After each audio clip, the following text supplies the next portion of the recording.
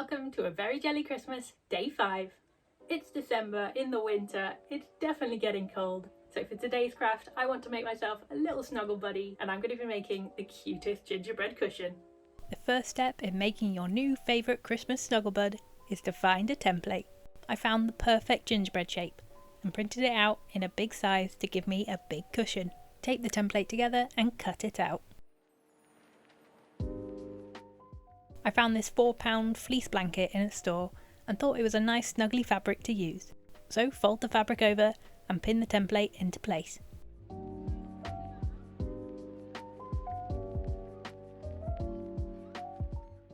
Cutting out 2 equal sized gingerbread shapes. My gingerbread needs to be 3D, so I measured the width I wanted there to be, which was about 5 centimetres. But remembering to add a 1 cm seam allowance to each side, this gives me a width of 7 cm. Cut out a length of fabric 7 cm in width and as long as you can. You could work out exactly how long you need by working out the circumference of the gingerbread shape, but I just went with the width of the blanket for ease and less maths. Time to construct the body.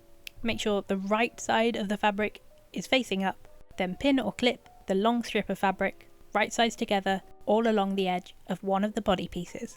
As this material was fairly stretchy, it was easy to bend around the corners of the shape, but being careful not to overstretch or pull the gingerbread out of shape in the process.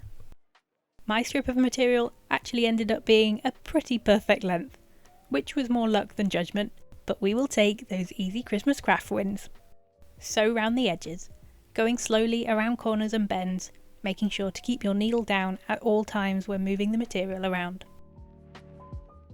Join the 2 ends of the strip of material, sewing first down the strip where they meet,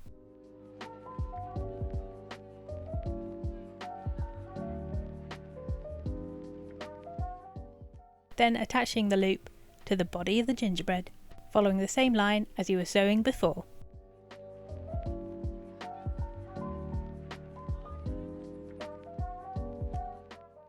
Now pin or clip the other piece right sides together to the other side of the strip of material, making sure the same edges on both body pieces line up nicely.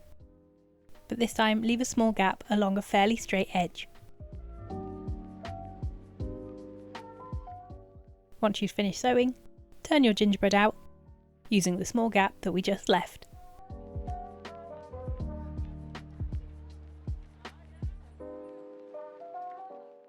Once you're happy with the edges, it's time to stuff your cushion. I use the stuffing from a cheap pillow and stuff the gingerbread nice and firm, making sure to get all the way to the edges, giving it just the right squishiness.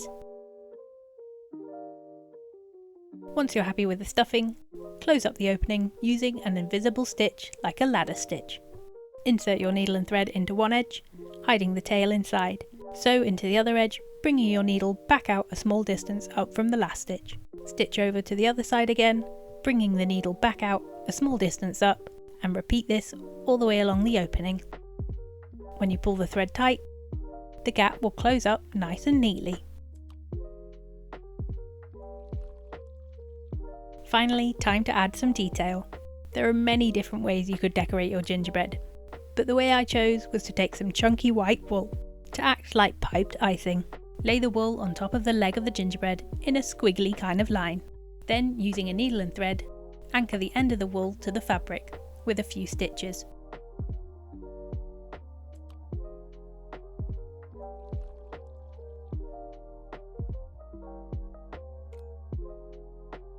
Then, following the shape you want the wool to be in, add stitches all the way along the wool.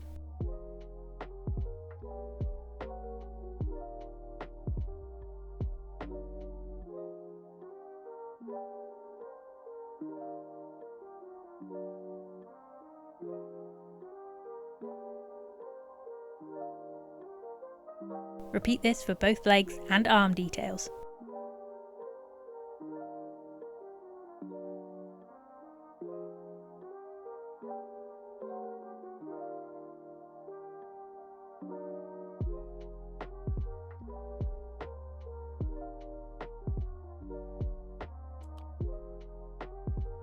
I use the same technique for the big gingerbread smile. using pins this time to hold the wool exactly where I wanted, so I didn't end up with a wonky smile.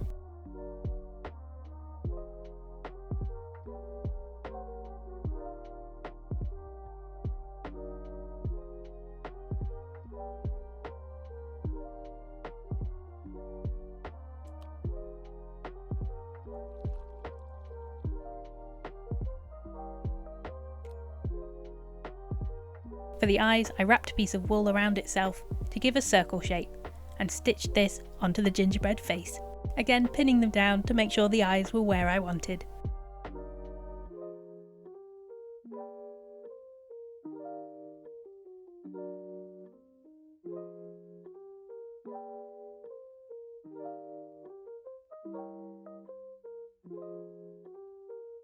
For the final detail, I added a big bow with red chunky wool, using the same techniques as before.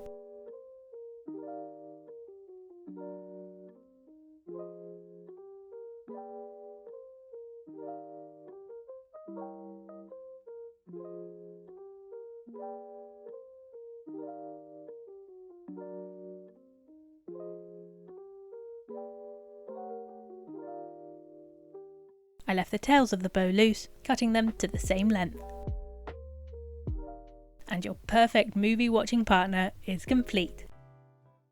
Try different decorations on your gingerbread to give them their own personalities.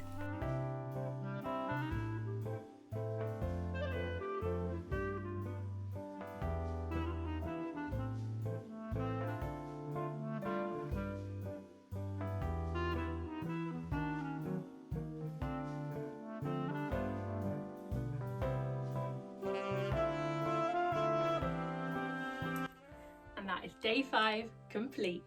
There's so many ways you could decorate your own little friend, so make sure you tag us if you make any of these crafts. I would love to see your interpretation of them. But for now, me and Gingy are going to go put on a cheesy Christmas film, and we'll see you tomorrow for a very jelly Christmas, day 6.